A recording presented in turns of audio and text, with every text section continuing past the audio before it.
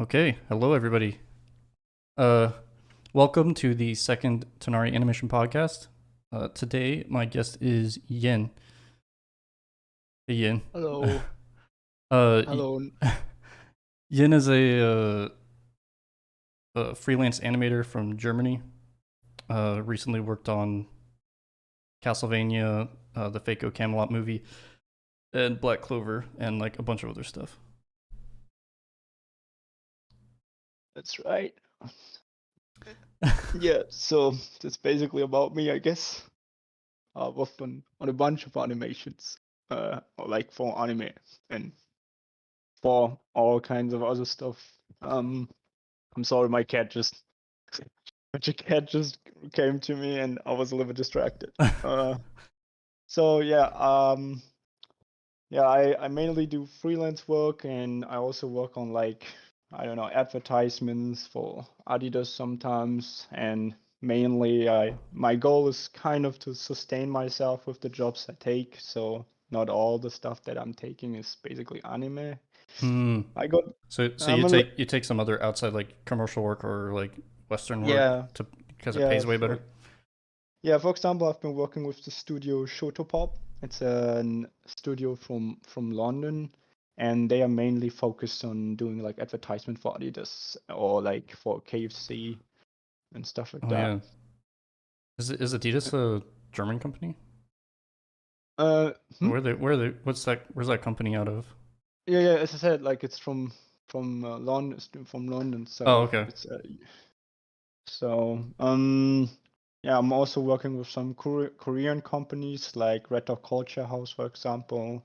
So I worked on the game CM for Nanatsu Taizai, Grand Cross Ragnarok or something. I don't even know the exact name myself, but it was cool to work with Pebble. And yeah, I don't know, many other stuff. Yeah, that's Yeah, about it. nice. Yeah, so there's like a couple things that I think it would be fun to talk about. Uh, one thing is so one thing we could talk about is Castlevania and how it's different from anime. But I think more interesting would be to kind of talk about kind of like how like me and you've kind of been around in some of the same circles for the past couple of years, and I came on the scene like way after you did. Like you were in kind of like the WebGen animator community 4 years ago, even maybe even Mm, longer ago. well, WebGen, I don't necessarily would like to call it that. Okay, Maybe I'm just a little bit picky about it though. what would you call it? I would just call it basically the foreigners that kind of slowly made it into the industry, Mm, and because I feel like we are like a complete new generation of animators that are coming up, and especially with so many new people that start to make their debut on all these new shows. And yeah, I basically started out on Hyun's Dojo. yeah, that's what Or I like thought. I mean, yeah, to go even more back, I actually started out in the stick figure community, which was called Dark Demon, and animated like a lot with Pivot stick Did figure Oh animated. Then wow, transition, yeah, yeah, I and played a pivot when I was like in high school. yeah, I basically used that software for like a very long time. Then, as I said, like I came to Hyun's Dojo, started to pick up this full body thing, and at that time, like full body became like the new. If you started to make full bodies, you were like one of the cool kids, basically. I'd can say. can you talk about what like Hyun's Dojo was like? Because I know that you guys were doing like like speed battles or something like that, where you're like Oh, you guys would take turns trading cuts. that's already Zeta Absolute, Oh, basically. That came kind of that basic Zeta Absolute was I say was kind of originally created through Hyun's Dojo and Twitter. oh, I didn't know that. Um, so Tsukini and Kazuma, I think, started the whole Zetai thing and had the idea about getting like talents in full body animators and creating like let's say, elitist community where like a lot of talents are gathering around. Yeah. And then we all had fun together and started to improve together, learn from each other. And that speed battle thing was, I don't know who exactly had that idea, but I know that Mickey hosted it for a long while, and we almost did that, I think, even daily. And then we always, chose a theme, chose the theme 1 hour before we started. Then we voted for the theme that we wanted to do.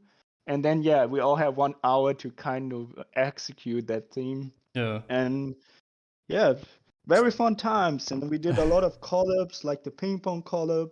Yeah. And over time, like when we all, started to learn more, and Zeti Absolute became more of a thing on Twitter. More people started to join. We constantly were growing, got new people in, and yeah, after that, I suppose that eventually everything split apart for me when I got in touch with Studio Land, basically. Mhm. And to that time, Gazu invited me there.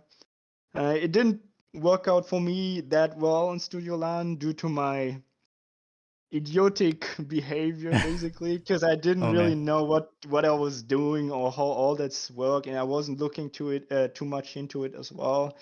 So I had like a little bit of troubles to get you know deliver decent work for them, Mhm.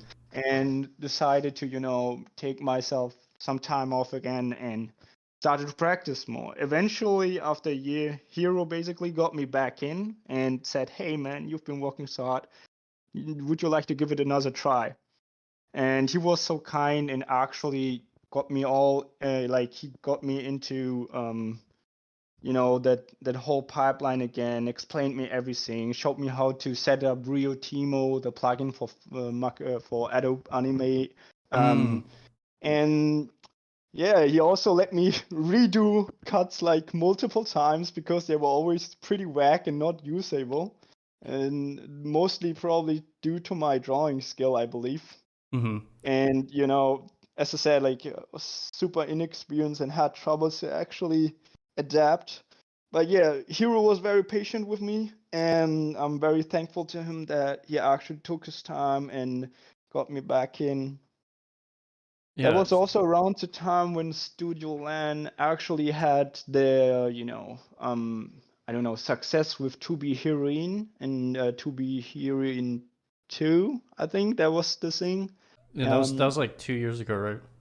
yeah, and after from that point on, Studio Line got like many offers for all kind of stuff like um um Vinland Saga, One Punch Man Season 2, Cal Mhm. Tuesday, etc. We mostly just did layouts, so we were not really responsible for doing Genge, which also came with some problems, and there were also some communication issues. So not always, it didn't always turn out that well, I believe. And yeah, that it was also the time when my social media also started to get more acknowledged, and Mhm. the office slowly came by itself in 2019. And from that time on, I also decided to become a full-time freelancer. And yeah, now we're here. I'm sorry to explain the whole thing, but Yeah. Yeah, um, I've got like a bunch of questions now. So yeah, um so at what point, like, how did the Hyun's Dojo community transition over to anime? Like, was there like so one guy that like got a contact, or at some point? And I remember, I know uh, Zetai got a hold of found the Satsuma document and then translated it, and they're like, okay, we can now work in anime because we know how the they do person it. who actually uh, translated it was Till, I believe. He Hmm. got that document and took his time to translate it, and it was very helpful. And I'm also very thankful that Till actually did that.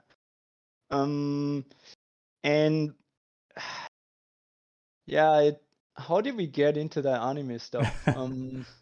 So I'd say there were a few animators that had like super high skill levels like Plasma Ghost and Wailing, for example.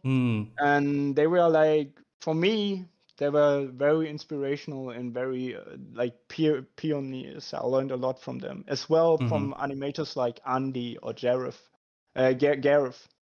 Sorry, and they actually, were super helpful in terms of learning more about animation and get into the full body stuff for me. So I was always trying to catch them when they were streaming. Very inspirational stuff. So when you said full body, you mean like doing full gesture Yeah, figures full instead of gesture sticks? figures. Yeah. Actually, full bodies were like, as I said, like it was times when we thought that stuff was cool.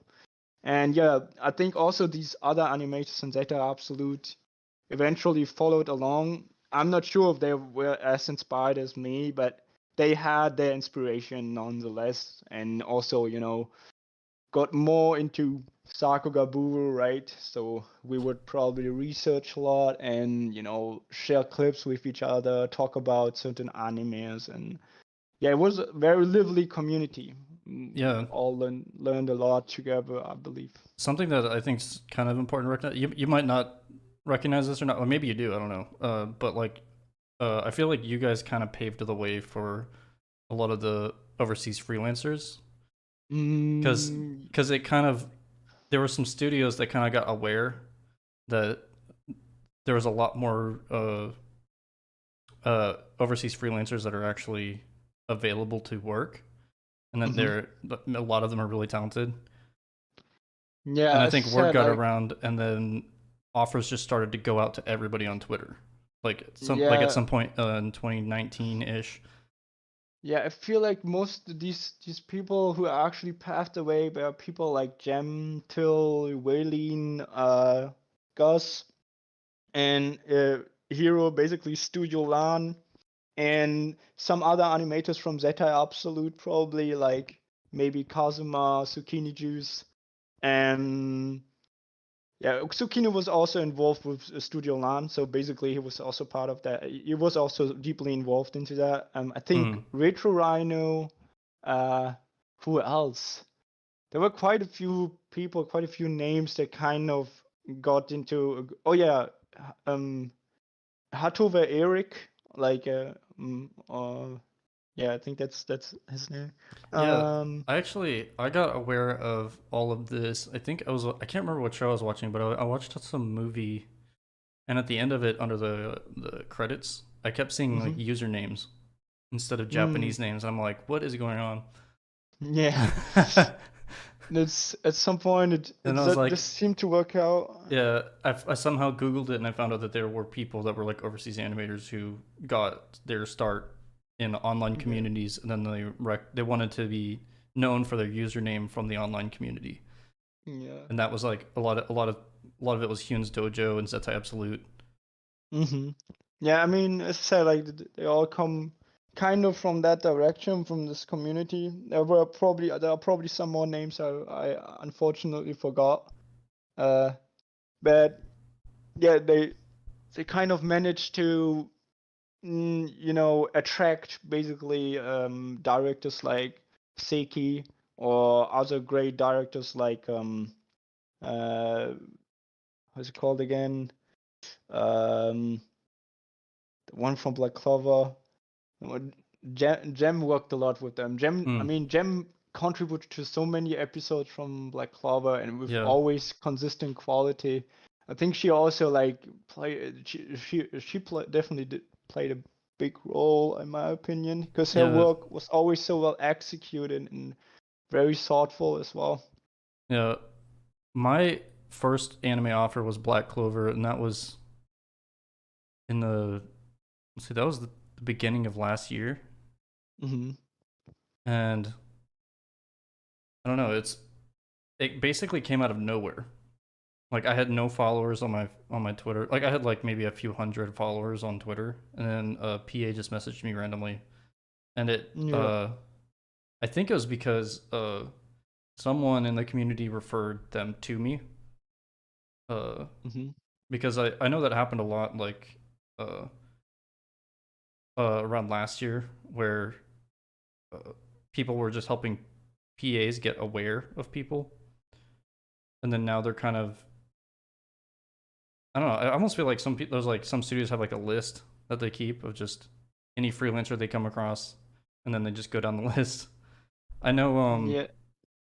I'm pretty sure Mappa has a bulk mailing list. So I don't know. You've probably also gotten like a bunch of Mappa offers.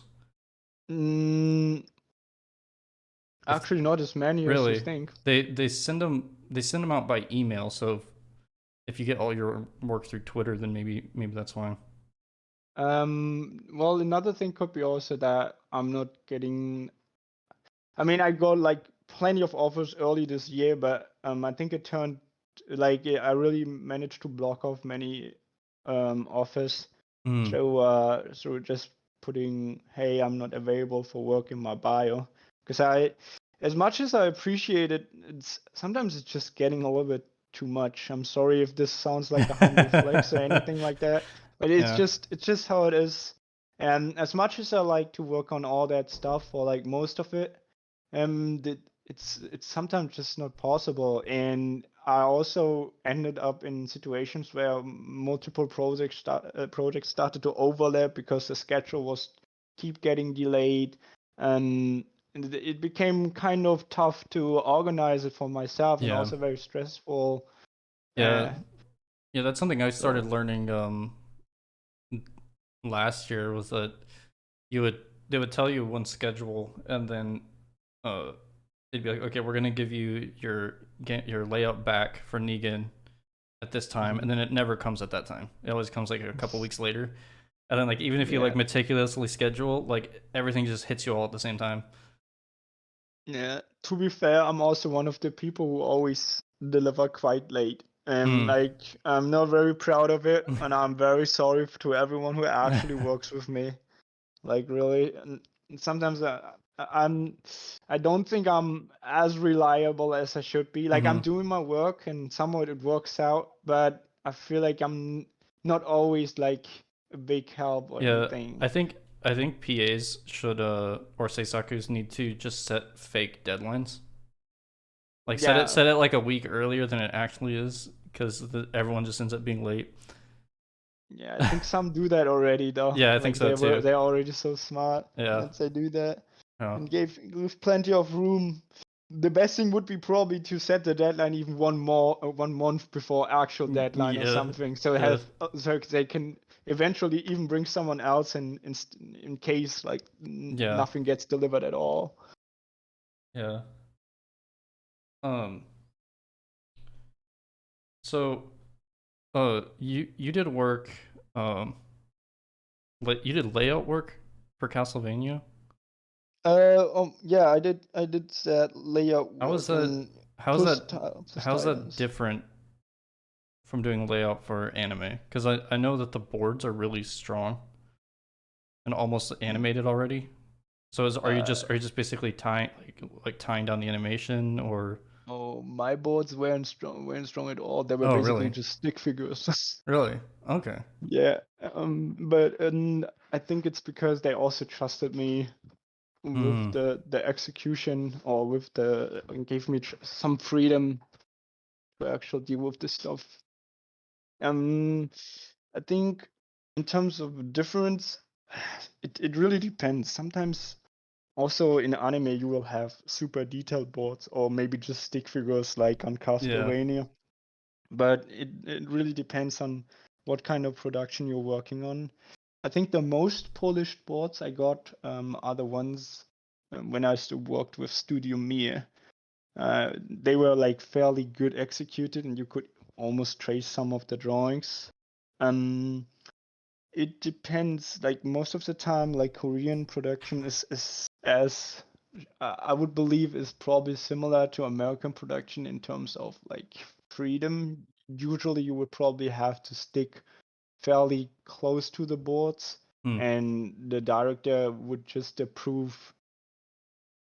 Like it really depends on the trust in the skill that the directors or like the production managers stuff give you, and if the directors, say, hey, this is fine or not. I got lucky that they let me, add way more frames, or maybe even change up some of the motion, or like even, have So have some freedom. so they let you. Basically, you're saying the Korean and the Western productions have more freedom for the animators, or Not less, or necessarily. less, It and less freedom. less Yeah, freedom. I think Okay. more freedom, definitely more freedom in Japanese production. But it really depends, as I said, on the director and how well you can probably deliver the feeling for the scene. Yeah. Um, Interesting. and I yeah, know it's it was very different on the. We just did like a tiny bit of cleanup on Castlevania, and it was very weird because they gave us all the in betweens, mhm, but they were all the frames were rough, so there wasn't any clean frames. So we had to okay, clean up every single frame based on the rough animation, and then color it. okay. It's totally different. Sounds painful. Yeah. Uh, That's really painful. it's like And it's like also going trying to straight. keep the It's like going consistency. straight into Doga out of Negan, basically. Yeah. So yeah, No, no, out I'm of layout, going straight into Doga from layout. It's kind of yeah. what I it felt like. mean, I try to draw my stuff as clean as possible, so they wouldn't have to add that much more later on. Mm-hmm. And I hope that the cleanup artist doesn't hate me for the amount of frames I've been drawing, because usually you would mostly have like maybe a lot of trees for some of the other animations that I've seen. But to be Yeah. fair, there's so many complicated shots in Castlevania, and I think mine were still some of the easier ones. Mm. So, in terms of key count, this is something I'm trying to get a grasp on lately. So I noticed in Japanese productions they don't scale the pay that much based on how many keys you draw. But Mm, something that overseas animators tend to do, especially on action cuts, is they'll make a ton of keys in hmm layout, and then in Negan you have to clean up like 60 keyframes, and the price hmm doesn't go up. You don't get paid per frame like in Doga. Do you think that we're expected to draw that many keys for action cuts, or are we like just exceeding the expectations and working too hard, or working harder than we need Um, to? that's pretty hard to say. Like, I think it really depends on the payment should always be negotiated based on the efficient work time that you put in. Yeah, And if you draw that many frames, I believe you should also be, compensated for it. But yeah, this is just the opinion of an animator and not.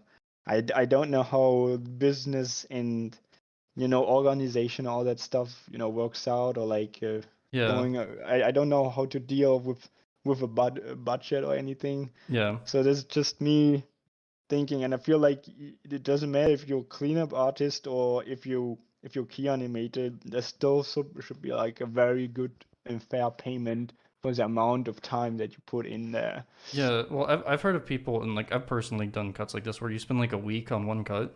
Like hmm even if you get paid the high end, for what's considered high for Japanese animation, it's still like barely enough to cover the week of work. Yeah, So and that I can understand. Yeah, yeah, it's not so cool. yeah. What I've been telling people is to just make like 75% of the cuts into Doga guides, where like you kind of find like key positions throughout the action animation, and then everything else you just mark on the timesheet with triangles.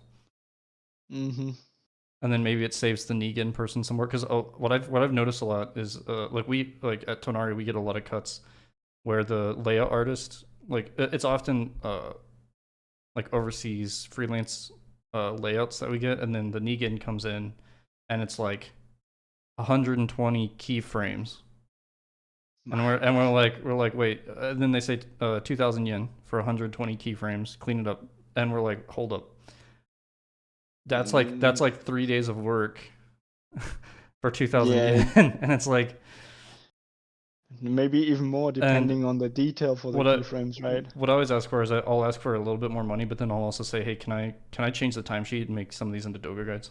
And then usually they let me. Yeah, I mean, this thing is just you need to also consider on what works best, and if the overseas, like if some of the animators have like, just do the layouts and basically say, hey, Negan's gonna carry this for me.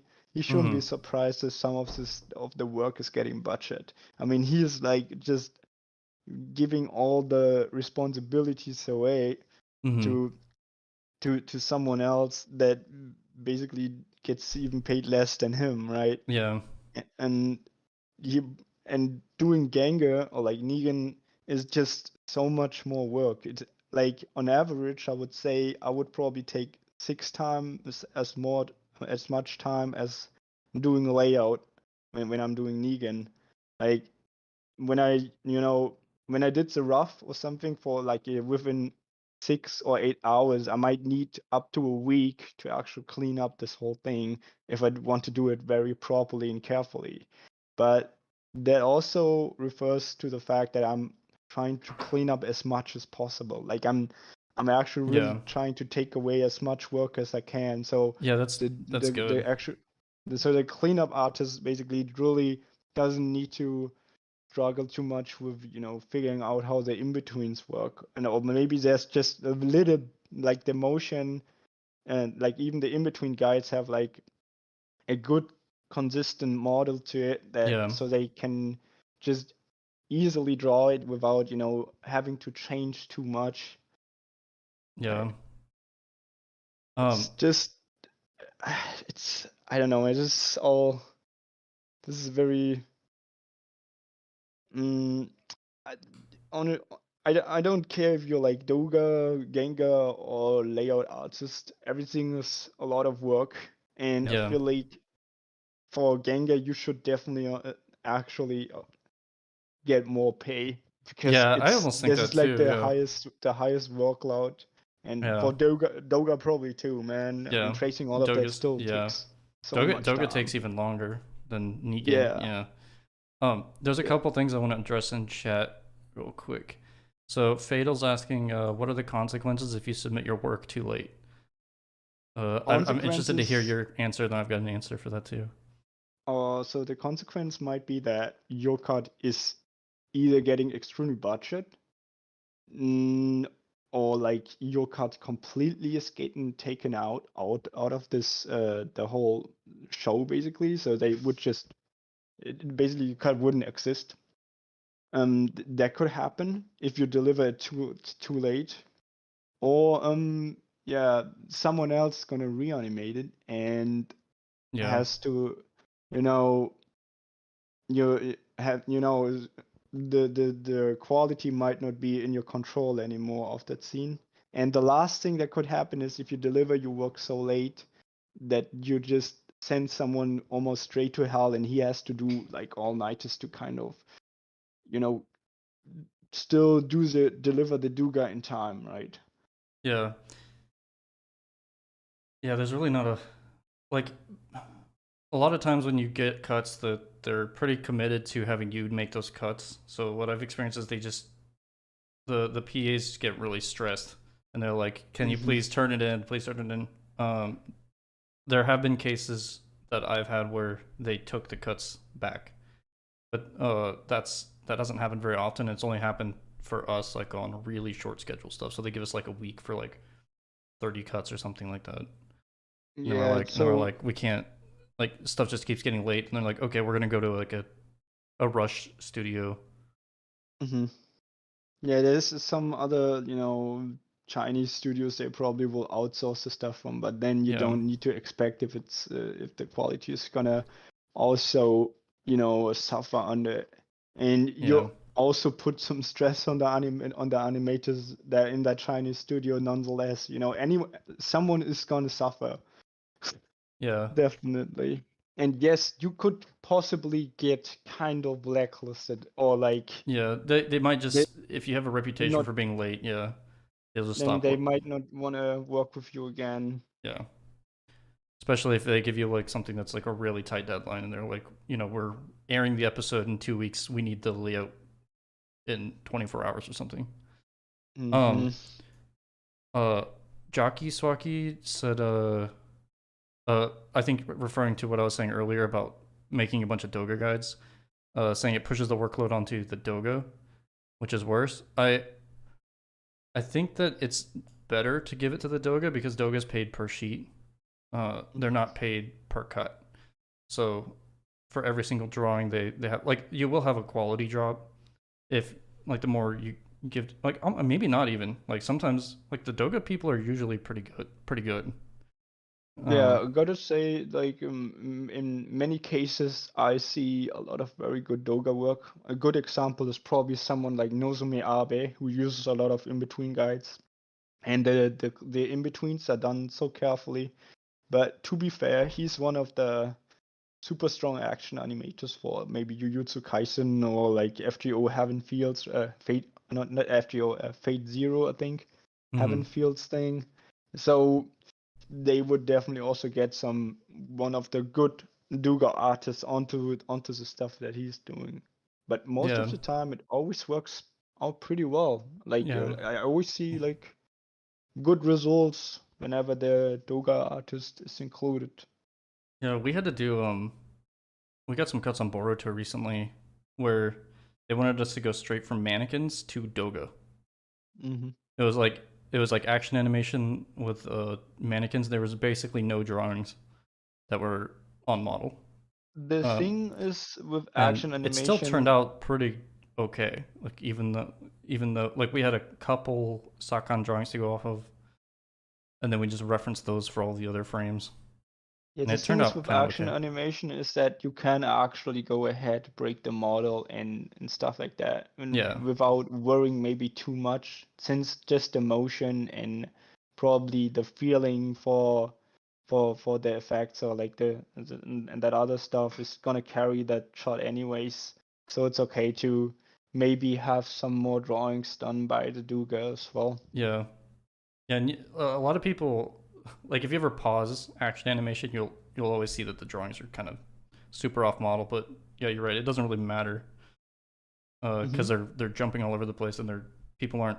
You don't watch animation frame by frame. You watch it moving. So Yeah, as a whole. And you should also see, like, I mean, in the end, though, every cut that you see is just a big team effort, right? yeah, From planning out the storyboards to the layout, Negan, and then also having the Duga artist on it. So there's maybe at least three people having their hands on it.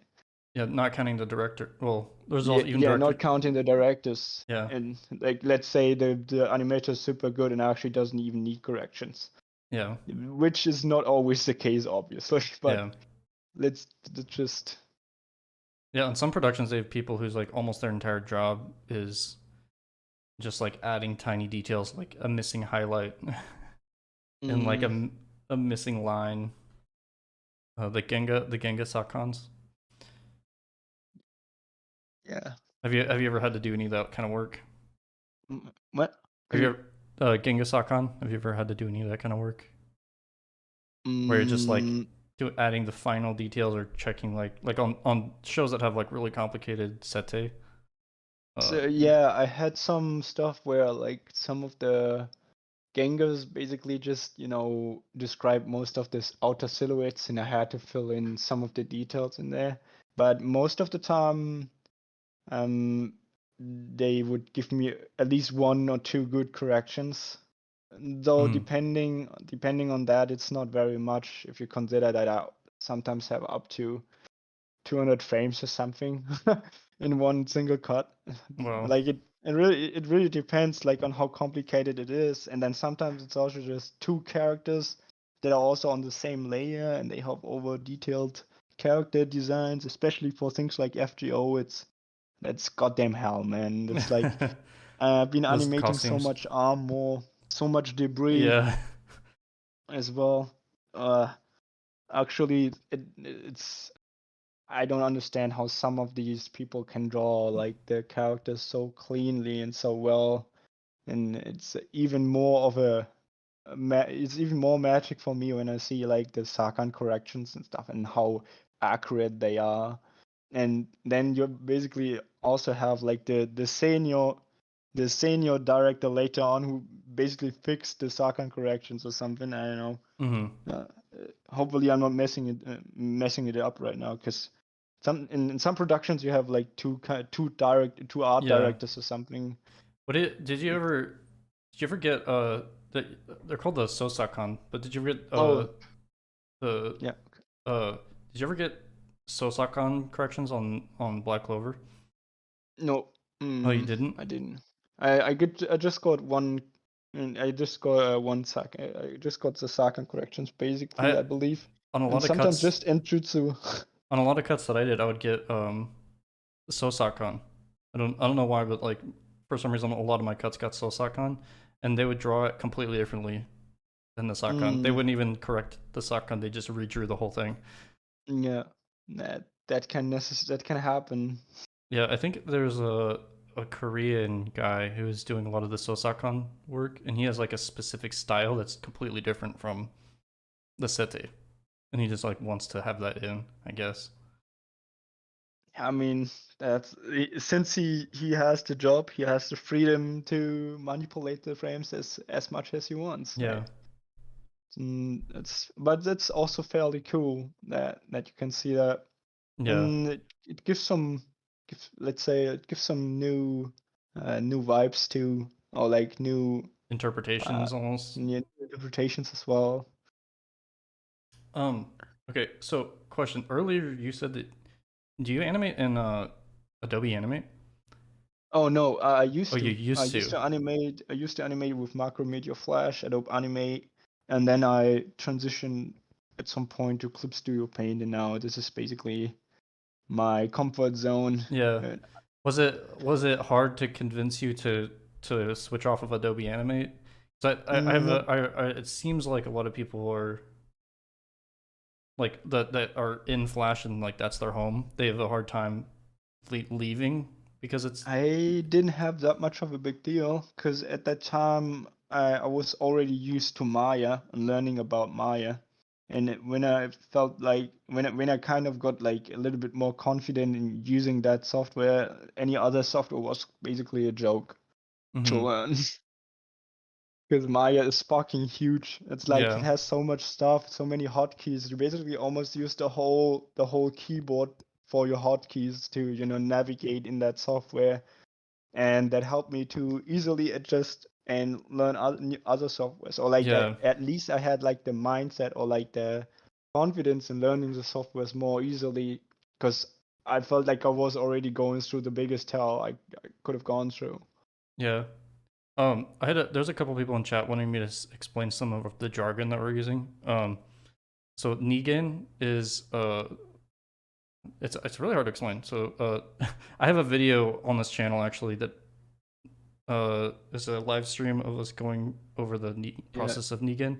But it's basically taking the rough layout animation, cleaning it up, and implementing the director corrections, and basically tying down the keys well enough that they can be traced by Doga and used as the reference for in-betweens.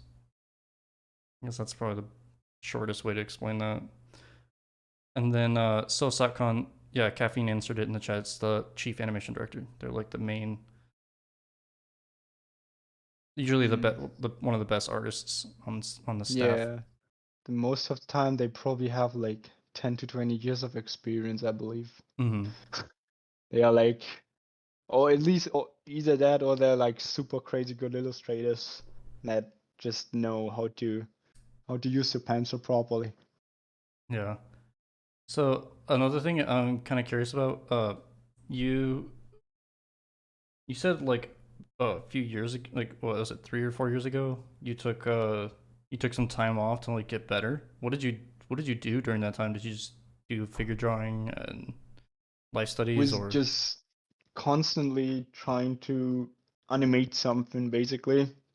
Most of the times it ended up being like things that I rushed within 10 to 15 minutes. hmm, It's just random scribbles and just doodles that grinding? actually don't make any sense.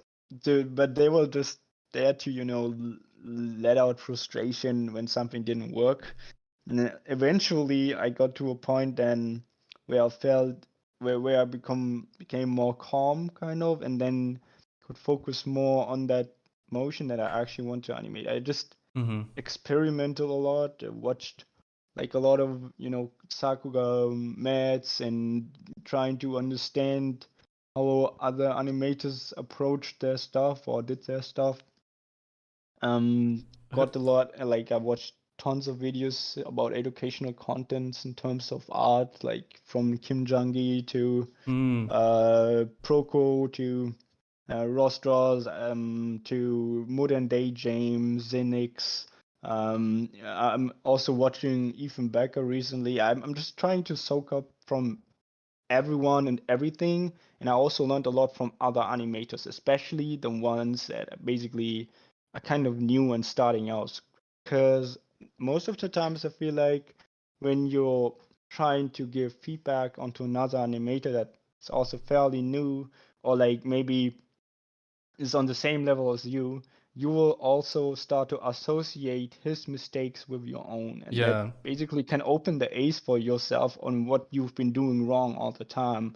And, as I said, like you just try to get as many inputs as you can. Like you pick up, you steal from everyone just a little bit, and Yeah. then you throw it all together into your own, let's say, style, Yeah. which is basically just, I don't know. I don't Star comes naturally, I think, with time. If you just keep exposing yourself to new let's say new yeah, exposing yourself to new influences, kind of. Did you And did you have a hmm? job during this time, or were you just like? Yeah, I had a job. I had to work so I could pay rent to my parents, and I used all my free time to kind of just animate and learn about animation, getting involved into the community, and also drew a bunch into my sketchbooks. Most of the times, it's also just random wacky drawings. Actually, my Mm. my paper drawings are absolute whack. Like it's and but to be fair, I sometimes still believe the same about my digital stuff. So Mm-hmm. I'm like in a constant situation of being self-critic about Yeah. I about mean, myself and how I approach stuff. that's something that is always gonna exist. Hmm. I had an art mentor once that told me uh that as soon as you're happy with your own work as an artist, you're finished. I mean, Because you have no more, you you, can't grow anymore. Because if you like your own work, then you're done growing. yeah, I think this is where you just become delusional, or where ego is Yeah, probably blocking the progress. yeah, yeah. Mm, Whenever I got started, like trying to learn animation, I always ran into a problem just like not having enough time to practice because I would have to work. So, the only time I was able to actually go like full time, all in on trying to learn how to like animate was uh, I had quit my day job and then I found some friends that let me sleep on their couch for like a oh, month, and I was like, I have enough savings to like survive for 2 months, and I'm mhm. just like, I'm gonna be an animator now. Like I don't know, I've got to make it happen, and then I found some like small commission jobs and stuff like that. Uh, Yeah, that's impressive, man. But I think these hardships, or like the getting into the situation of not having a plan B, is what forces you to think yeah, outside of the box yeah, and find a new exactly. solution for your problem and Yeah, how to, fix it. yeah. And I had as a, soon you got like one job, things get roll automatically. I'm sorry, I yeah, just wanted to add that. yeah. I definitely think that that's a conclusion that I wish that I came to earlier because I was already 25 by that point, and I was Mm. like having like my quarter life crisis. I'm like, what am I doing with my time in my life? Um, Hey man, I've been there. yeah. So, and I think that's something that a lot of people run into as well. They're like, oh, I would love to pursue animation, but I have a day job and I have expensive bills. Uh, there was a point where I determined that I was able to, if I were able to get my monthly expenses below $300 a month, then I would be Mhm. able to do animation full time because I knew I could make enough money off commissions and stuff to pay $300 worth of bills and ramen, Mm. Um, yeah, for people that live in big cities and stuff, it's really hard. Yeah, I can imagine. I got lucky that my parents were not like they wanted kicking me out like necessarily right away. Yeah. They just said, "Hey, pay your rent." I had some troubles with my parents in between because I also was behaving like a complete idiot. I say most of my life, and not saying that this changed or anything. I still believe that I'm an idiot but this at some point they started to understand that what I was doing also had some value and Mm-hmm. actually could pay me food basically and rent. And Yeah. yeah, last year when I had like this very big gig, I would say, then I actually got paid so much that my parents were just completely not saying anything about it anymore. Like they completely just said, "All right, I think you're fine So now, they're like, and you okay, can live on your." you have a real job We, now. yeah, we also moved out last year, so Yeah. finally it was about goddamn time to Yeah. leave that house, man. I wanted to move out so badly for years, Yeah. and but it's It probably sometimes not that helped easy you a if you lot. don't have any buck. Yeah, it helped me a lot, man. I also think that extra time I had to spend with my parents also helped me to actually build up the relationship with them again, and create a bigger foundation for trust again that was kind of lost a little. Yeah. And it doesn't matter how your parents are like how your parents see the things that you do. In the end, you should always just try to be respectful and understanding for them and not be too selfish about your own desires or what you want to do. And I think Yeah. that's also when things are gonna start out for yourself, Yeah. right? Like, Well, one thing that was funny though was like for me was when I had my like started working full time as an animator. It was on the Oda-chan show. And mhm. then my grandparents were like, "Hey, we want to see your work." And I'm like, "No, you don't." I'm like, "Don't watch it. You'll you Ooh, won't be proud of me." Um, but oh, by the way, Hero said hi. He's in chat. Um, wait, hero? yeah. Uh, oh, hi, hero. I uh, talk very positively about you, so yeah. don't you don't have to worry. He yeah, he never didn't say anything bad. So, uh, I have a question about like action animation. Um, so Yeah, sure. the like Mhm. the a lot of the stuff like the stick figure stuff and like the like everyone basically did like straight ahead animation, right? Mhm. There wasn't any planning, and I think that was because a lot of those apps didn't let you like edit the timeline. I can't remember. That's been like I have a Well, vague memory of those apps, well, but I if you remember. animated stick with your animated stick figure in Flash, it let you edit the timeline. Yeah, You also let you play around with like the timing and stuff, and working on threes and twos and all that. But yeah, when you talk about pivot stick figure animator, yeah, there was not that much of an option to go in depth with timing. yeah. That's true. Do you do you think it's possible to do action animation without animating straight ahead, or do you think it's just better? What do you mean? Like if you were to plan out, like you're like, okay, they're gonna clash here, here, and here, and then you're like, that's key 1, 10, and 30, So and you then basically just animate with key poses. yeah. Do you think it's possible to do action animation with key poses, or do you think pretty much everyone just does? Like I'm not really, I don't do action animation very often. That's why I'm Yeah, kind of it's curious. definitely possible. I think a lot of people actually, like a lot of animators actually do that. They just utilize the in-betweener just very efficiently or very carefully. So they would still animate some of the motion itself where it's needed. Well, like the poses are changing a lot and it's becoming complicated. But when it comes to, having maybe a slower motion or like and that kind of stuff, then they could possibly have the in-betweener do some of the work. Or maybe, like, I don't know if you've seen Minoru Matsumoto's work. It always feels very fluid and smooth, right? But he also still utilizes the in-betweener at times. Really? So there's some parts that, I've Yeah, seen some layouts at some point. I want to learn how to do that type of action animation because It's for me, like I've never been able, takes some. I've never been able to do straight ahead. I feel like you need to have the experience in straight ahead though to actually utilize that kind of technique Yeah. like So more efficiently to be you to think be fair.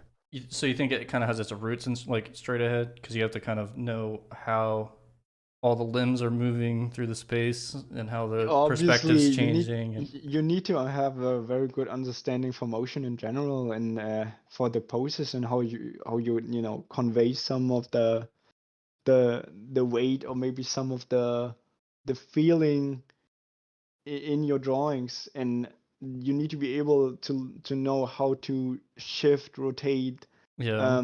certain body parts, and maybe even exaggerate them, or like it, putting the smear at the right correct point and stuff like Yeah. that. You I can't just you still have to draw many frames nonetheless, even though yeah. you're utilizing the in-betweener at some point. Yeah, I mean, it's action animation. I actually tried to do a straight ahead cut on, I think it was 160 Black Clover 162 actually. Was that the one where they were fighting Dante? Yeah, that's Yeah, basically where I also yeah, took part yeah. on that episode. There was a scene where the camera, it was a Sakuga pan. hmm So I had to constantly shift the perspective, and it was panning from his head down his shoulder, down his arm, and out to his fist, where he was grabbing a boulder. I submitted a straight ahead animation cut, and then what they did is they just they drew him once, and then just panned across it. Yeah. And I was like trying to shift perspective like on the muscles and like I don't know. I think they may just didn't have enough time. And I know the schedule was tight. Either that or they just said, "Hey, we don't like it that much. I think you just could have just made it easier." So yeah, it's funny though because the director told me to do straight ahead, do Sakuga camera. So it really depends. Maybe as you said, it could be time constraints that they had to change it otherwise. Yeah, I know. Or maybe it just didn't work out as well as you expected it to be. I don't know when what the schedule's like for you, but for us, I think it was we were finishing up Genga like 2 weeks before. Yeah, same. Okay. I was like even I was like amazed that the episode was finished. Yeah. I mean, to be fair, that's still pretty early if you compare to Wonder Egg, where some of the stuff is actually getting finished like 2 days before the actual episode is airing, right? That was like I just hear that the pipeline was hellish, man, and they had a lot of struggles. Yeah, that was even apparently even more painful than Black Clover. I wonder what the cause of that is. Like I kind of feel like maybe studios are just taking on more work than they can handle. I can't tell, man. I can't tell. Like maybe it was just bad organization, bad time management. Or maybe too much time was put into the first episodes to remain a good quality, too high ambitions. I actually asked a PA about this too, and they said that it's a lot of it is that studio owners and studio managers are really just wanting to keep the lights on, so they just accept anything and everything that is going to give them. Because I think when they start the project, they get a huge chunk of the budget up front. So if they're having like cash issues, then they'll be like, okay, we're gonna make this anime, and then they're like, can you deliver it on this time on this schedule? And then they're like, yes, and they just sit there kind of over promising. Yeah, that makes sense. The problem is it's hard to calculate artists in general. Yeah. some artists, you know, will be working very steadily and also like being able to consistently deliver quality work. But some also will have, but at some point, some of them might even have just a random burnout you couldn't Yeah. foresee, Yeah, right? this is a kind of funny thing too. Like, uh, animators generally or artists generally are kind of neurotic. Mm. So like if they end up in like a depression or something, then suddenly like they could have been like hyped up like one week, and then the next week they're like, I don't Yeah, feel very good. that's basically me, man. That's basically me. I think it's a lot of Sometimes, people.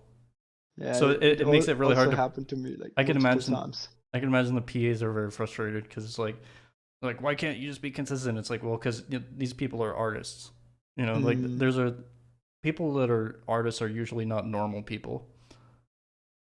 Like like that's fairly true. everyone's a bit weird. A bit. I think everyone is complete weird. Yeah. Uh, There's got to be like there's like everyone's some you got to have like something wrong with you, I think, a little bit to want to just draw for a living. Where you're like that's we're so like true. for like barely any money. It's like, oh, you can make way more. I think you can make more money working as like a retail clerk, Mm. like a cashier, than you can being an animator for Japanese anime. Yeah, Just honestly, like manage I think a it store or also something. I think it also is because of the reason most artists have problems with organizing themselves or keeping a schedule, I believe. And like if you're doing like a normal daytime job or something, you always know, okay, this is when the work's gonna start and Yeah, this is when it's gonna end. So you have that routine in, and it doesn't matter if you like it or not, you still have to go. And you know what to do. Like you always know what to do and you always know it has to be done. Like there's like a certain rules here. And I feel like when you're an artist, you kind of also have too much freedom at times, and that can be mm-hmm. like very misguiding. And then you're like, oh yeah, this kind of pretty simple. Yeah. I can do that later in one day maybe. And then you're already late and come back to the cut and you're like, oh shit, I actually need 3 days to finish this thing. Yeah, And there's like this I don't know, I don't know how my brain is sometimes being this stupid, yeah, or like how I end up thinking this fucking nonsense. yeah, But I really have to trick myself to being able to deliver it in time, basically. yeah. The way that I do it or take it, I'm a terrible procrastinator as well. The way I deal with it is I Mm, just overload myself so much that I'm constantly in that state. Like, okay, I have to do this because it's a due. yeah, If I ever have like more than a month to do something, then I won't touch it until the week that it's due. yeah. Uh, And that's also like a good thing, like the cool, like when you in inside that work and you actually took multiple offers, you have like the stronger urge to finish it right away, mhm. because something is going to follow up anyways, Yeah, so you already planned ahead very far. And that's where you like kind of get into that, so much you have that kind of so much pressure onto you that you can't do anything else except for doing this work right now. But as soon this kind of workload is going to lift from your shoulders, you're not you're stretching out so far, and that you basically would just say, all right, it's I slept for 10 hours now. I think I'm still gonna turn around in my bed. Like yeah, there's like it's like a world, like a completely different world. The one thing that's like the issue about it though is you're getting drained out very fast. Like you're at some point you will feel so lost, and it's sucking the energy out of you. Like yeah, you feel like completely emotionless towards the thing you've been doing. I yeah, actually barely watch any anime anymore. yeah. Like Same. I can't watch it anymore. Like I have troubles to enjoy it, even though so many people said it's good. And back then, I would, if I would watch it back then when I was like a little bit younger before working on this stuff, I would have probably be so hyped about it Hmm. and be like so. so, obsessed with it too. Like, but I just don't have that urge or that feeling anymore. It's so hard Yeah. for me to enjoy things. Yeah. It's I mean, so eventually we're sad. all just gonna end up like Hayao Miyazaki and just stop watching it for 30 years straight and be like, oh, I haven't seen anything since 2020. Yeah, but to be fair, what I like to watch is like live action stuff, or like Mm. maybe like Marvel series like Loki or something. I think this is a pretty good series. Mm-hmm. Um, or yeah, you would play video games, but even at some point, if you do that excessively for a long time, it's also gonna be boring, and you're gonna like Yeah. lose complete I emotion think for it. I think it's kind of fine though, because I think once people get to the point where they're like, I'm gonna dedicate my life to draw anime, they've Hmm. already been inspired enough. Like they Yeah, don't need more. they have that energy, but yeah, the still, but as I said, like there can be a point where you like drain yourself out so much that you will just need some time to recharge and do something Yeah. else. You need some new input, something completely different Yeah. that gets you back. Like when you come back to art, you feel like you have a fresh mind and you feel like you're basically back in energy. Yeah. So, I really personally what I do is I just go on a hike or something. oh, that's a good idea, Yeah. man. Just getting some fresh air, seeing a little Seeing bit like of some the nature. scenery. Yeah. Yeah, that's good stuff. Yeah. Like going out and doing things besides sweating over your computer.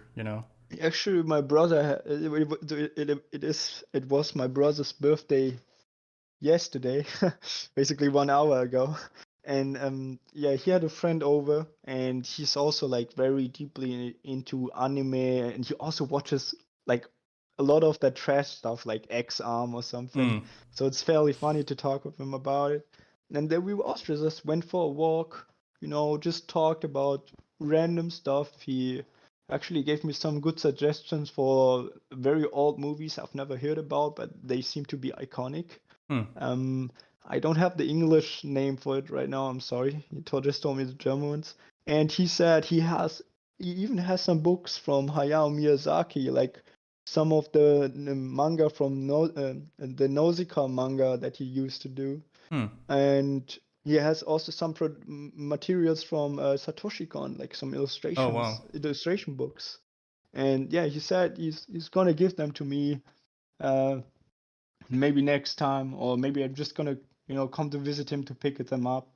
And that was so cool. Basically, complete new input, man. I'm so Yeah. excited to actually get my hands on that Nausicaa manga. It's supposed to be even so much more brutal, and he said it's so good. So I'm very excited Yeah. to I to haven't read it. seen any of his manga. Like I know that was like his main passion. Like he just ended up getting stuck in movies. Um, Mm. like he always said he wanted to get into animation because he wanted to be a mangaka. So he just wanted to get better at drawing. But then he just eventually just he He put would have been a great mangaka too. yeah. Trust me. He's Yeah. actually super good. Yeah. It doesn't matter what he does.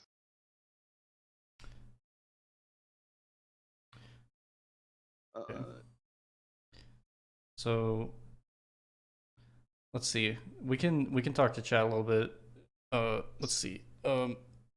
yeah, Hero's already being very sarcastic about me staying like on schedule and stuff. Yeah. Thank you, Also, Hero. Appreciate it. Zucchini's here. Hey, Zucchini. It's a key. Let's see. So I guess if you guys have some questions, we can move into Q&A. Yeah, we've been chatting for a while already, Yeah, like it's almost an over hour. over an hour. Yeah. Yeah, that was pretty fast. Yeah. Hopefully, I didn't talk too much nonsense, man. Yeah. Yeah. It's always fun to talk about this kind of stuff. So Yeah. Hopefully, some of it was interesting in a way. yeah, I find that like that whole I don't think everybody knows about the Hune's Dojo thing. So I think that's like a really cool thing Yeah, to have out there. it's basically an origin where Yeah. where it started, right? And I think most people, they struggle to actually get started because they don't know where they can find that kind of, let's say, origin that gives them, the opportunity or like that environment to grow in. And most of the time it's actually just you and yourself who's responsible for finding that environment on your own. And yeah, most people struggle with just figuring that out, Yeah. just doing the thing, right? And eventually everything else gonna happen on its own. All right. So Green is asking, how many hours do you work a day? That depends. Sometimes I don't do anything at all, and sometimes it can go up to 12 hours. Sometimes I just have weeks where I do something every day for 2 hours and then constantly get distracted. I don't know. It really depends. Like yeah, when I'm like, let's say, at high spirits and everything works out correctly, then I probably work between 8 to 12 hours a day. Yeah, personally, I work probably about 10 to 12 per day, but Yeah, I'm not just animating all that time, like because I yeah, gotta yeah, run Tonari. yeah. Um, Organizing and stuff. yeah, And how many days I work per week? Basically, almost work every day, I every day. believe. Yeah, I Yeah. think if you want to get into anime, you gotta be ready to work every day. But you can usually find time like to go out and do something if you want Mm. to, or play a video game every once in a while. Uh, Avery's asking Yen, how did you learn how to animate within a perspective grid slash 3D space? Um. Well, so basically, I took this idea from Whaling basically, and he used to do these Twitch live streams, and then I was just drawing this grid myself and trying to understand how he did that. I think what you need to really look out for is the position of your character in space, the foot positioning, like where you put down the foot at the feet, and basically having like a maybe a guideline for the sense of scale, so you don't resize too much, and the character doesn't seem to like go through the grid or like float over the grid. So you want to keep him at the same level. And what also helps to do that is maybe even adding a shadow underneath the character. I always like to draw the shadow, the animated, the like animate the shadow underneath, and it can be, it's like drawn so easily. It's basically just most of the time just two lines or something to Mm-hmm. draw that shadow, and it can help a lot. It can change a lot for you. Did you ever see Kim Jong Gi's perspective video like Yeah, lectures? obviously, Yeah, obviously, those are really good. I yeah, need to utilize that. very helpful. He even thinks about like how tall the characters are, how tall the objects are, Yeah. and then scales everything based on the actual like centimeter height. Yeah, just get the inputs from all these great artists that basically talk about perspective or like seem to be very good at drawing in perspective. Another thing I always recommend is Modern Day James Mm-hmm. tutorials on perspective and simple forms and shapes. Those are brilliant and very well executed. He is so good at explaining stuff. Probably one of my favorite art YouTubers in terms of tutorials and educational content. Zucchini's asking kind of a funny question. Do you guys like people, things, or ideas? Like people, things, For me, ideas. I like ideas. Okay. It's like a personality question. Oh, I guess. I think I'm too stupid to answer this question. We Um, can go to the next one if you want. can I say can I take all three options? Yeah, everything. You like everything. Yeah. That's a fair answer. What can I say? Can I answer the question with something that's basically not involved in the question? Sure. I like mindsets. Like Hmm. this is very Interesting. interesting to me. Yeah. Okay, let's see. Trying to not lose track of chat here. Weld is asking, how important is it to keep drawings on model for freelancers working in anime? I see a lot of people posting their animations, but they're mostly roughs or out of model. I believe, it really depends on the production. At some points, it can work out fairly well if you change the model. But if you want to become like a very skilled animator, it's good to keep control over consistency and volume. Mm-hmm. To be fair, I struggle with this myself, and I'm actually having super big troubles drawing on model carefully most of the time. And I gotta say that I'm very thankful that the Sakan and Susakans exist because they Yeah. really carry my work. And Yeah. they do a lot, man. Yeah. They carry it a lot. They carry the whole industry. Yeah, pretty Yeah. much. I think big shout outs to all of them. Honestly, Yeah. they are my heroes. My my answer to that question would be try to make it easy for the Sakans to correct your work. So I don't know. Maybe that's like kind of a non-answer. I don't know.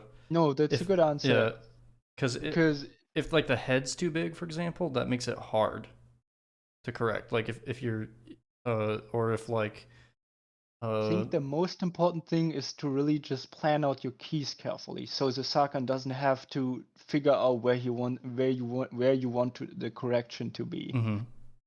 And that can already help a lot, especially for action cuts with many frames.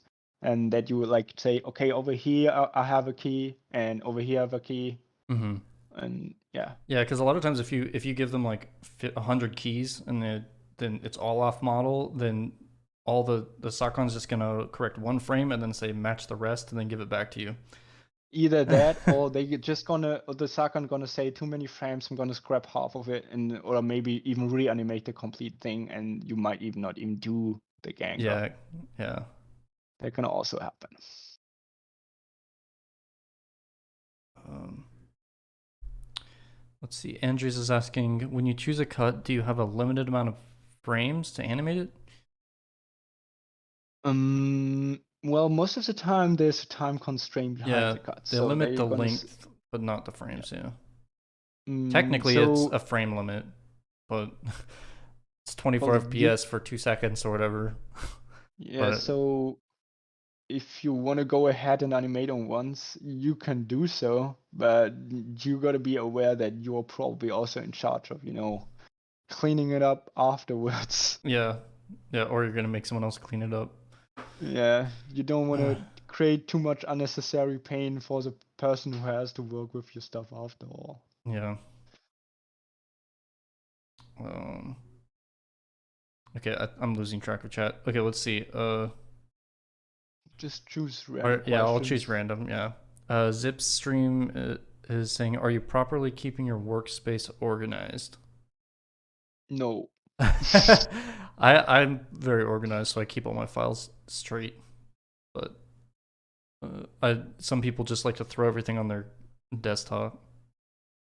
I'm assuming that's what he means, or maybe they're like your computer desk, but I don't know.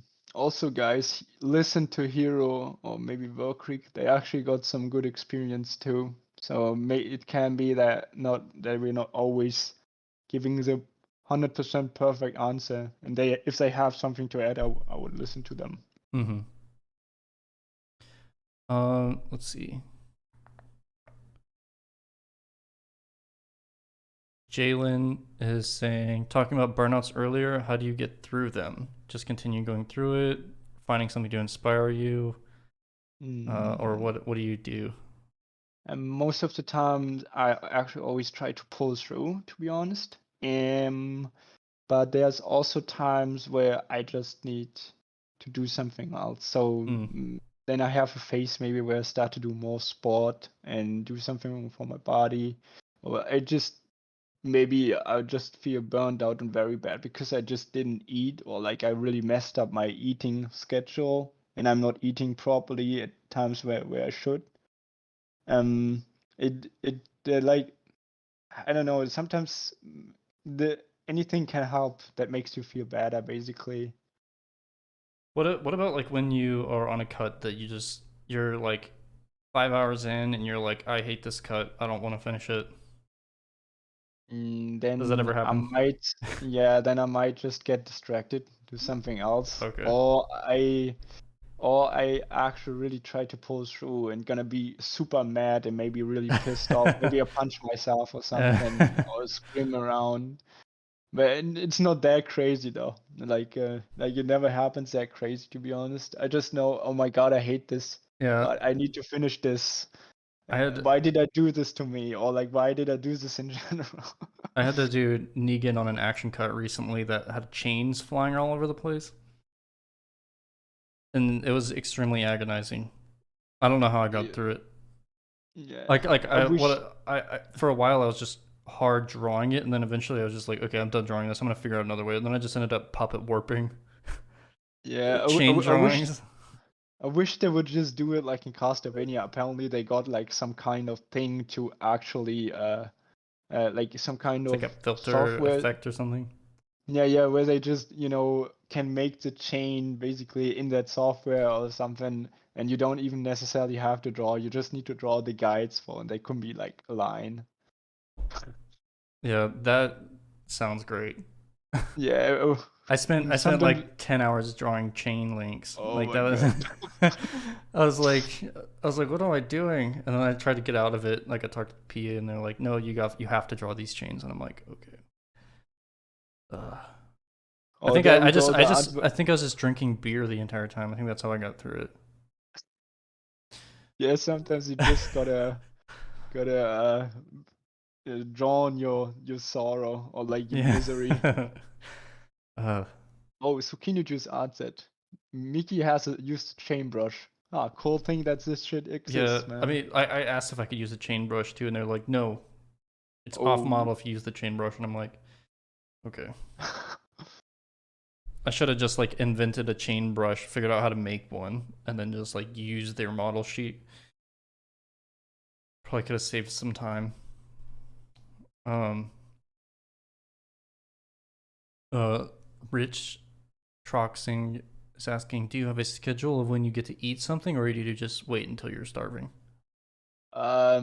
Yeah, most of the times I just try to eat probably as soon as I wake up, and then I'm lucky that I have still two brothers, and then we just cook at times, and so we would eat together then. And yeah, when I'm like very absorbed in work, it can happen that I don't eat anything for like 10 hours, and then my body just telling me, hey man, Like, it yeah, would be good to eat something now. yeah. I just eat when I'm hungry, basically. Yeah. It's not really that big of a interruption to go eat. I don't think, Yeah. unless you're like into cooking or something.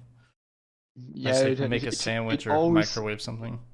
it sometimes feels like it's a waste of time Yeah. because like you're so invested into this thing that you don't want to stop. You just want to keep going, but you cannot keep going for 24 hours. Like you shouldn't, basically. You need to stop at some point, Mm-hmm.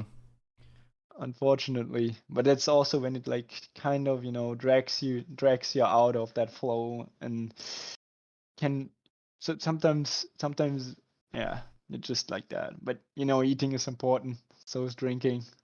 Mm-hmm.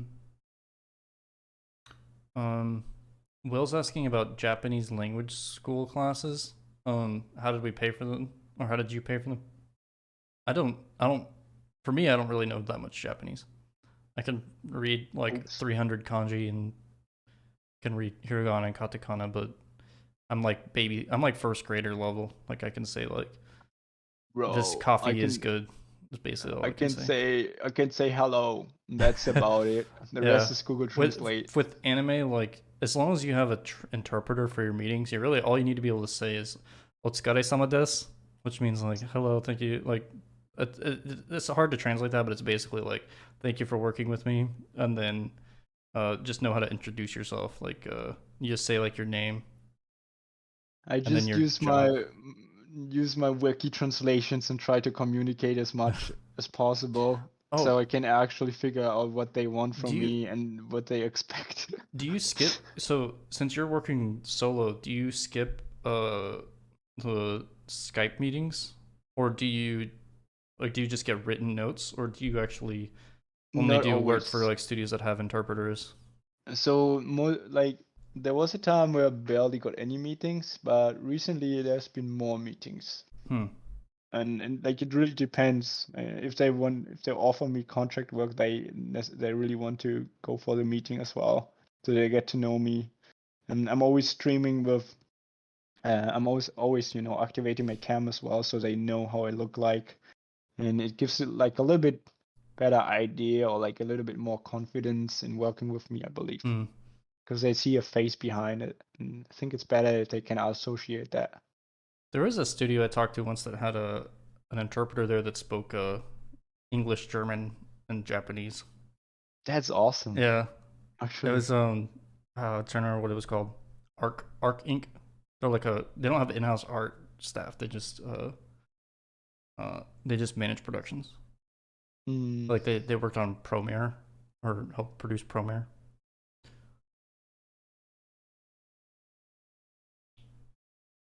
be nice.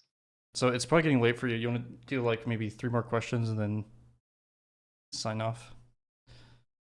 Up to you, man. I have time. I Okay. don't mind. I mean, we can keep going. Like the last podcast was 3.5 hours. I mean, as So long the people are interested in listening to us, I'm here. okay, cool. Um, Van's asking, how can I work for Hayao Miyazaki? Ask Hayao Miyazaki is my answer to this. Yeah, get into Studio Ghibli, but that's very hard to It, do. yeah, just have like maybe you can magically have like 10 years of work experience and then he might accept you. Yeah. Um, MRN saying, I have a question about personal work. Make a cool, sexy reel. How do you do it when you have to put it all in a couple of shots?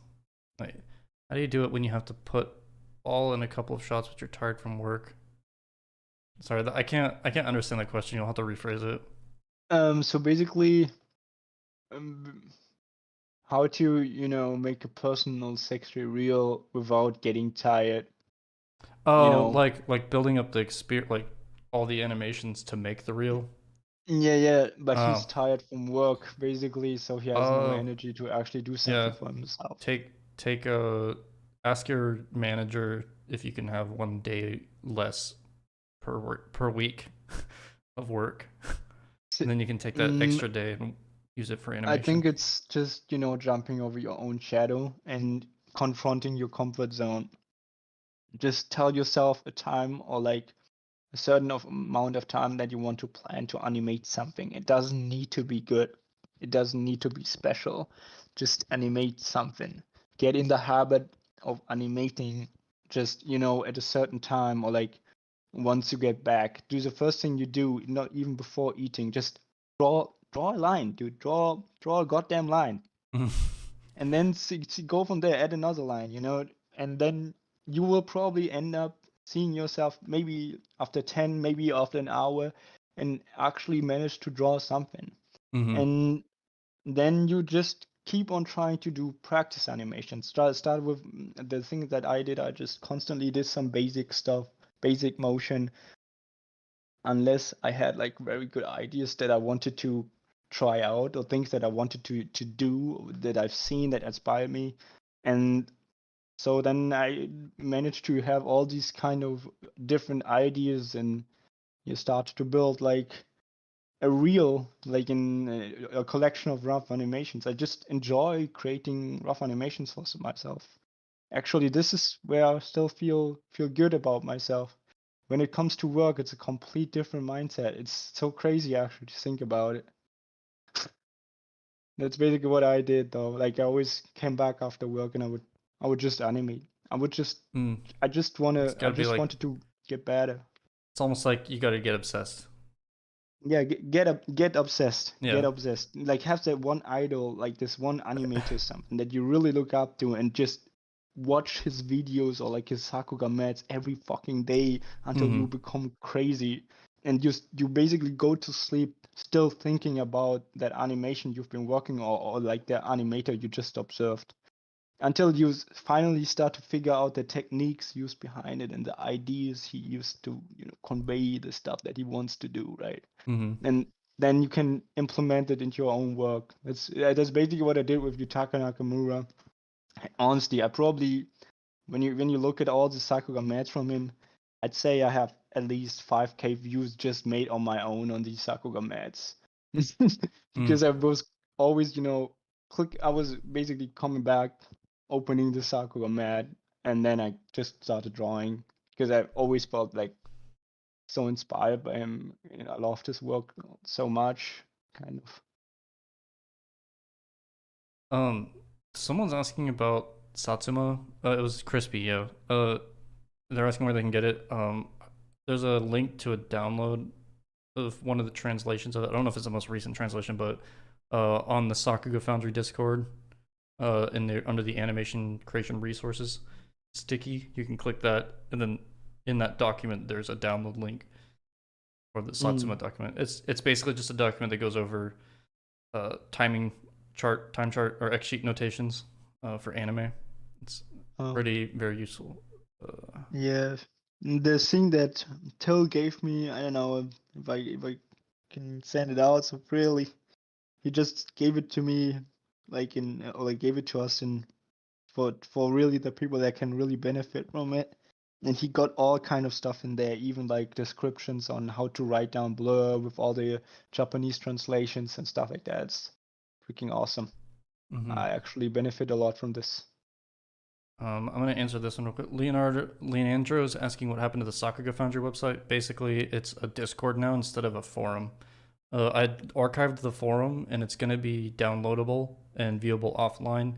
I'm dealing with trying to get the there's like some complicated web stuff that I have to deal with on the server side, trying to fix that. But yeah, it's down for now.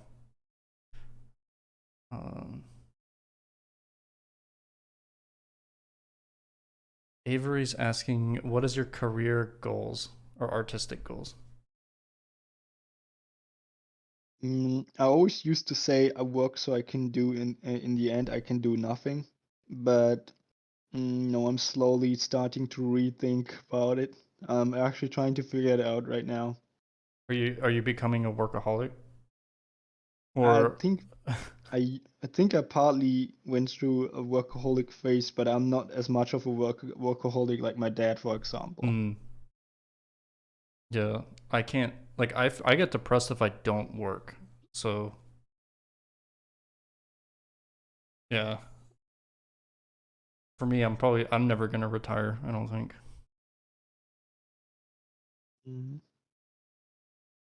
Me personally, though, I want to make movies. That's what I want to do. Yeah, I mean, that's cool. Maybe I want to do a manga or something. I want to do a short film. That's like my first goal for now. But I don't essentially know what I want to do for the rest of my life. That's interesting. So I find it really fascinating when people like are really into like a certain field, like for this, like this one, for example, where you're like, you don't really necessarily have long-term aspirations. You're just kind of doing it because of the obsession. Basically, that's it. Would you say that's accurate? Could you repeat that? I think I didn't get it correctly. Do you think you're just animating because of like the obsession of getting good at animation, and that's just like the main reason, since you said you don't have like any sort of long-term aspiration in mind? I think it's not, you can't answer this question so easily. Like, I think there's so much more in motion that fascinates me, and so much in animation and how you can have that freedom and exploit like in exploring yourself. And I don't necessarily think it's the obsession itself that drives me to like animation, but it could be could play a big role. I I just do it because I feel like it's something I just can do and I feel comfortable with, I guess. Or like I feel like this is something I'd rather do than doing some physical work and working for maybe some kind of boss I don't like over here in German, Yeah. or like working in a bakery. This None of that is for me. Yeah. I kind of look at it as like what can I spend my time doing where I'm gonna have the least regret at the end. Like if I feel like if I'm creating something like I feel like there's more purpose instead of like working for some job you don't care about. I think that's kind of what you're saying too. Yeah, I mean, it really depends on definition, I guess. Mm-hmm. It's just so much to think about. Yeah. Actually, animation is not just, or like art and animation is not just, being obsessed about certain thing, but you know, that it could be a spiritual thing to some people. Maybe it's just for some people to relax. For some people, like this, it really depends on the motivation, and it's always hard, like for me it came to the conclusion it's hard for me to tell on what the original aim is. Like I actually need to reconsider. Yeah. Sorry, I don't have the right words to explain it properly, I think.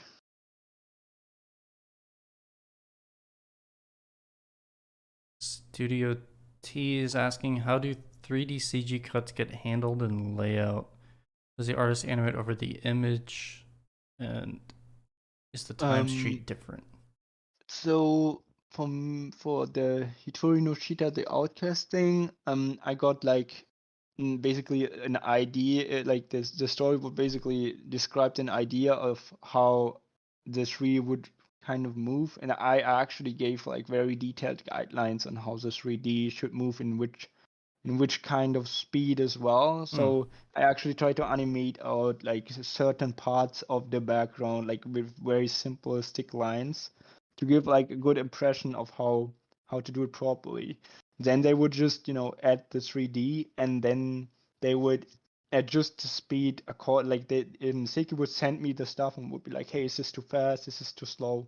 But yeah, when you have like the guidelines, at least they can already figure out the right perspective and like the right position for the 3D background. Interesting.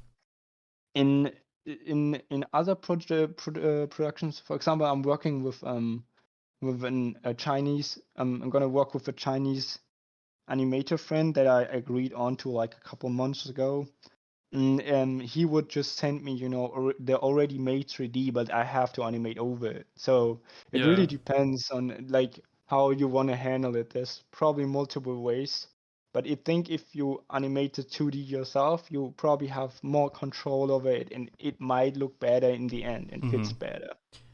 Yeah, everything that I worked on was they provided us with the 3D first. And then either it's just a background that's CG and then we're placing the cells onto the CG background, or it's actually a CG and like this was a really weird thing. Like I didn't expect I'd ever have to do this, but on Zombieland Saga, during on the new season, during the dance scenes, they have a CG dance rendered already, and then you trace it in 2D, Yeah, I think this and is then you most of fix the the time. model. Yeah, most of the time they would probably give you the CP before. Like, I think for my case, it was just because I had more time to work on that thing in general, and I was like in direct touch with the director, so I had a complete different situation, like a complete different position in how I could approach it. Mm-hmm. Mm. Van's asking if we've had bad experiences with PAs. I kind of want to be careful with that question. I think To it's be fair, I would never blame the PA if yeah. something goes wrong. That's kind Mostly of what I me. was gonna go toward too. Like you got to understand how much pressure they're under. Yeah, it And a lot doesn't. of them are actually really chronically stressed. Yeah, Like they're all the chain thing is, smokers. the thing is, you could get along with this one PA, but another friend of yours or something that maybe also worked with him might have like a bad experience. You know, it really depends, and you cannot really blame them, man. Like they are working so hard for a little amount of money, and I think if something doesn't work out, it's mostly due to the fault of the lack of communication. Mm-hmm. Um, Yeah, I mean, generally though, like I'd say overall, my experience with PAs has been positive. They're all usually really helpful, and yeah, always same. available to chat, even if it's 4 in the morning. Somehow Yeah, they never sleep. Like I don't. I just think yeah. they just keep taking caffeine pills and they just never sleep. Oh my God. Yeah, you could imagine that. Or maybe they have Like just very light sleep and they would probably yeah, just respond right maybe away. they just have like their phone notifications up really loud so that when you Hmm. So ding they them when they're never miss asleep, they out. just wake up and respond. I mean, they need to be always be able to be contacted and getting Yeah, back at you. yeah, it's Right. pretty crazy. But I'm impressed by a lot of the work that they do. Yeah. It's pretty uh, crazy. Agreed. Um,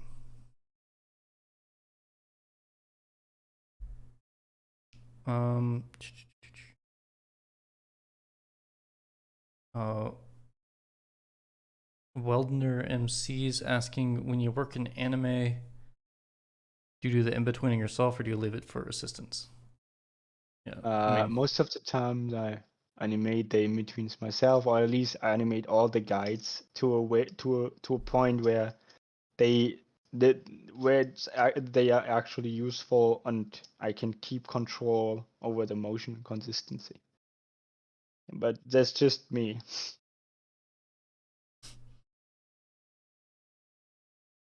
yeah,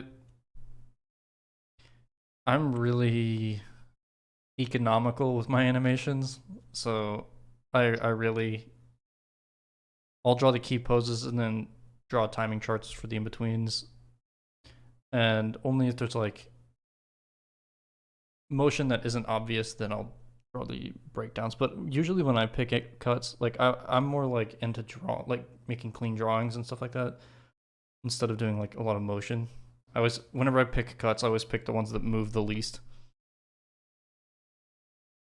Also, I think Workrig, he's not like actually referring to assistance in terms of assistance. Maybe he's actually referring to the Duga artist later on. Yeah, assistance is a term used in Western animation for cleanup artists, basically. Mm.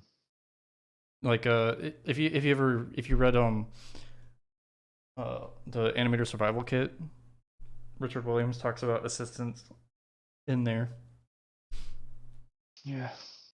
Like Also, I don't go to the mountains to grind, man. And VZ, shut up. Sometimes you just have to say it.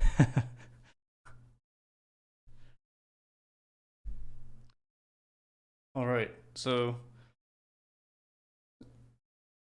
I think that's probably a good stopping point. Do you wanna talk about any or mention anything? I guess it's hard to. That's one thing that kind of is unfortunate about working in TV anime is you can't talk about the things that are coming out that people can look forward to. I mean, there's not that much to look forward to. Like, I think I, mm, yeah, you will see anyways.